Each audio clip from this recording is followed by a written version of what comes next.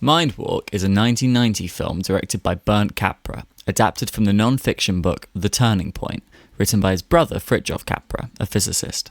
The book is an exploration of systems theory and the perspective it offers on the perceived scientific, economic and environmental crises of the mid-1970s.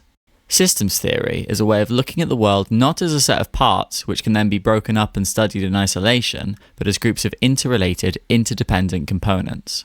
There's no inherent setting for The Turning Point. It's a non-fiction book, so Mindwalk the film could just as well have been three people talking in an empty room about systems theory for 2 hours. Thus, there was a conscious decision on behalf of Bernd Capra to set the film on the island of Mont-Saint-Michel, and that's what we're going to explore in this essay. What's the role that the island plays in this film, and what does it represent for the characters? There it is, Mont-Saint-Michel. What do you think? Beautiful.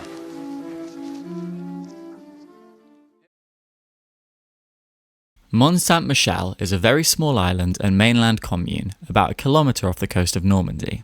The island is connected to the mainland of France by a causeway, which is uncovered only at low tide. Come the evening, the island separates from the mainland. The island has a long and rich history, beginning with the establishment of its first monastery in the 8th century. Its abbey, one of the central locations explored in Mindwalk, was designed in the 11th century and finished in 1523. In 1990, when the film was released, the inhabiting population of the island was only 72 people, and as of 2023, only an estimated 23 people live there. But despite the small population, the island is visited in modern times by over 3 million people every year, making it the most visited tourist attraction in France outside of Paris. The tradition of visiting the island, however, dates all the way back to the island's first settlement, the island being mentioned in the 11th century epic poem La Chanson de Roland. Most pilgrims who come to the mount inquire much and are quite right how the church was founded, at first and established. Much like the pilgrims mentioned in the poem, the island serves in the film as a place of contemplation for its main characters. So, how do we as viewers end up there? The film opens with a shot of Washington. Jack, a US senator, is on his balcony, gazing out. He's just lost a bid to become a presidential candidate, and he wants to get away for a while, so he calls an old friend in desperation. Tom is a divorced American poet who, now living in Paris, answers a phone call from Jack in the middle of the night. He extends an offer to Jack to come and stay with him. Tom takes Jack to Mont-Saint-Michel, revealing later on the reason why. No, I just thought you might like to come here to discover that precious quality that the world so desperately lacks. Vision. Perspective, Jack. Sonia is a Norwegian physicist, also divorced, taking a long sabbatical on the island after becoming disillusioned with academia following the Pentagon using her research for weapons development. Sonia's daughter also happens to be visiting her, on break from school.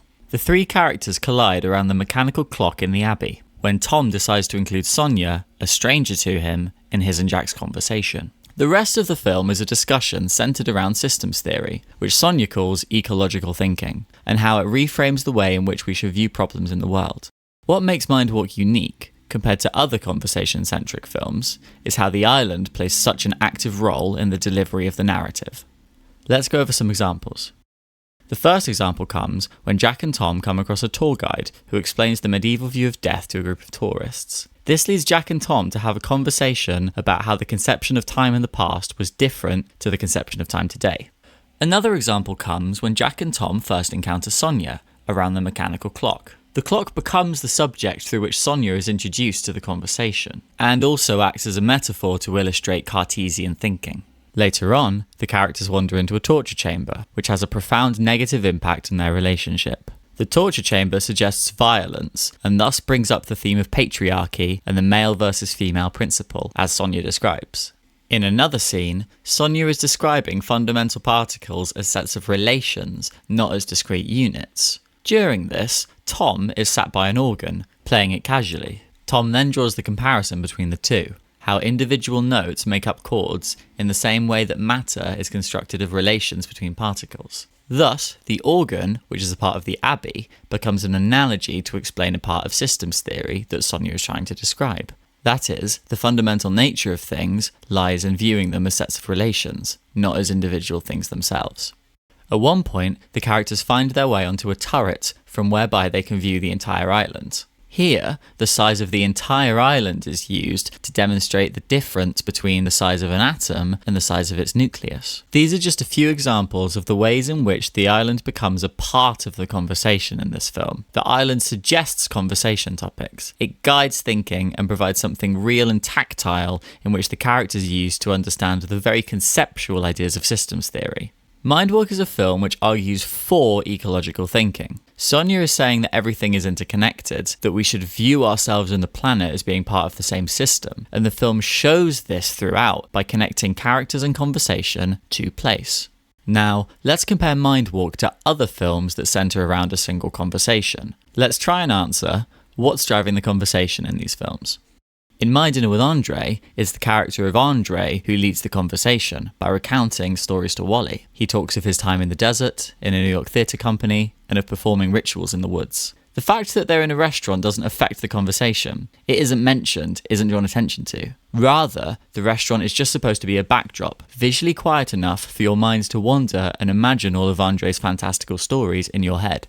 In the Before trilogy, specifically looking at Before Sunrise, the conversation is driven by the romance between Jesse and Celine, their mutual desire to understand and be understood by the other. Most of the film makes you feel like they're the only two people who exist in the whole world, but when they do interact with the outside world, it's with the people. On the train, it's the old couple arguing in German, and in Vienna, it's the poet on the riverbank, the theatre people, the bartender who Jesse negotiates a bottle of wine from. One more comparison, to The End of the Tour. The conversations between the author, David Foster Wallace, and the reporter he's being interviewed by come from the life situation they find themselves in. David Foster Wallace is on a book tour and he's being interviewed by Rolling Stones reporter David Lipsky as it nears its end. He's just published Infinite Jest, which is about to have mainstream success, about to make him some level of famous, and that's what he's thinking about. That's what they talk about. They're not talking about their surroundings, they're just talking about their life at that moment in time. In these films, the characters and their conversation transcend the setting, functioning almost totally independent from it. You can imagine the same conversation taking place in a completely different environment. Whereas in Mindwalk, the characters and conversation are totally inseparable from the setting. In the same vein as systems theory, the island and its occupants belong to a system and cannot be viewed in isolation from each other. In the sense of the film, the island has almost as much influence over the direction of the conversation as the characters do. Now, let's move on to look at the island of Mont-Saint-Michel and its significance to each individual character. I don't have any attention anymore for anything that's not specific. Poetry just confuses me. Jack is a practical man. He says so himself.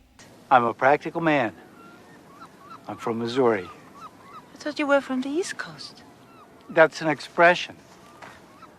It means show me. The island, to Jack, is a practical example of systems theory.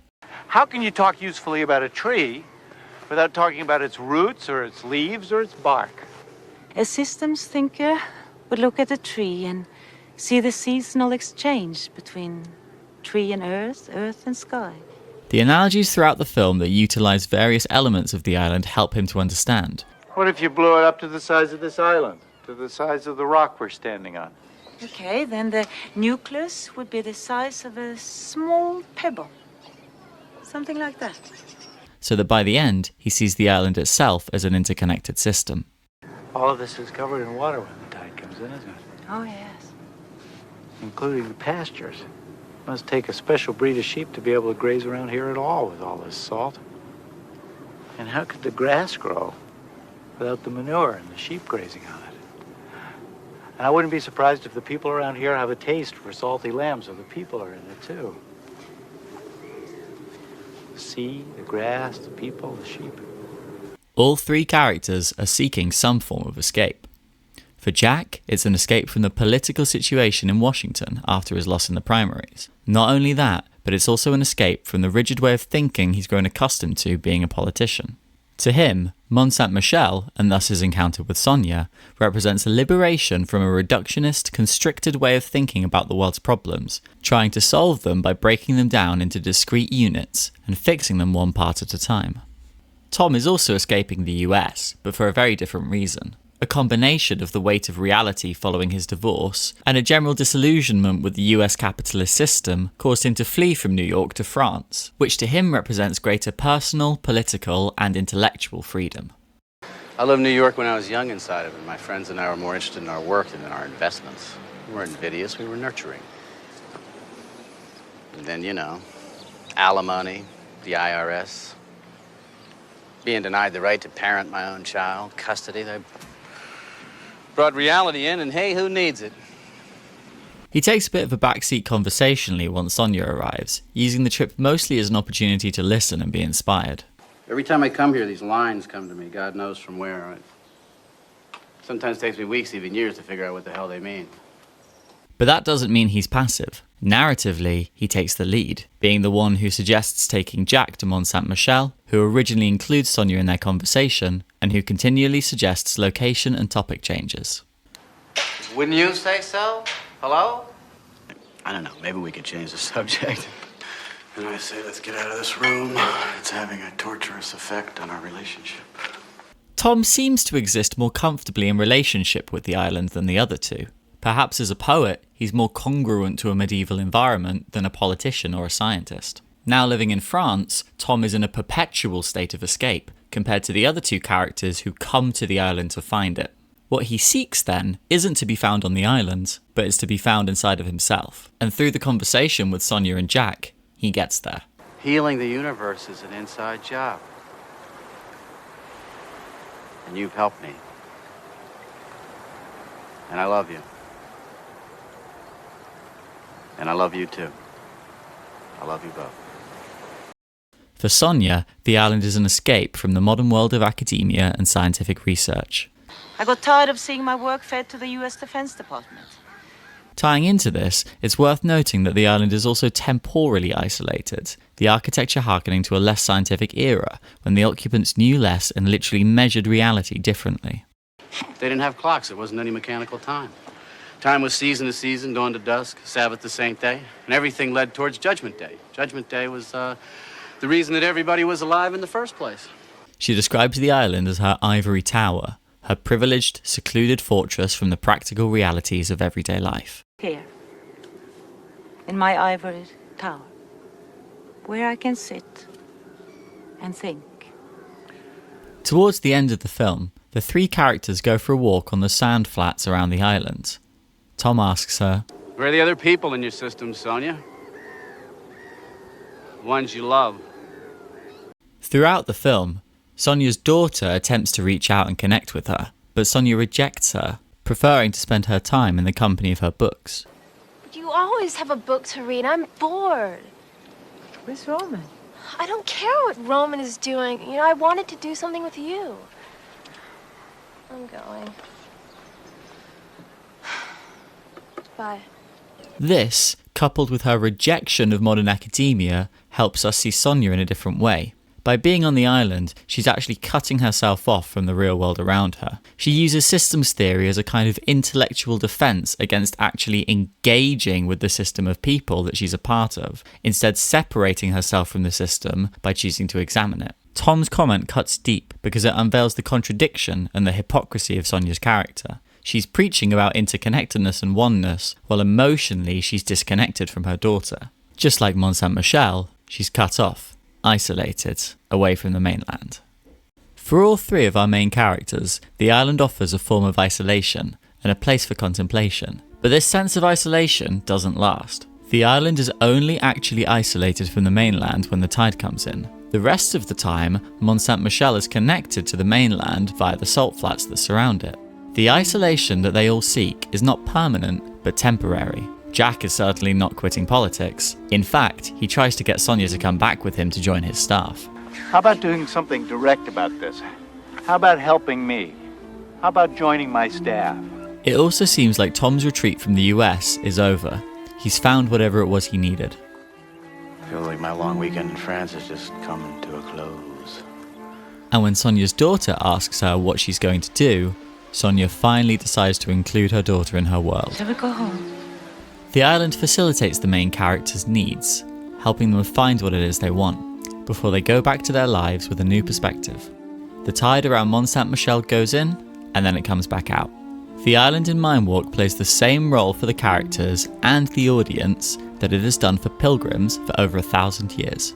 Temporary isolation, a time and a place for contemplation. Thanks.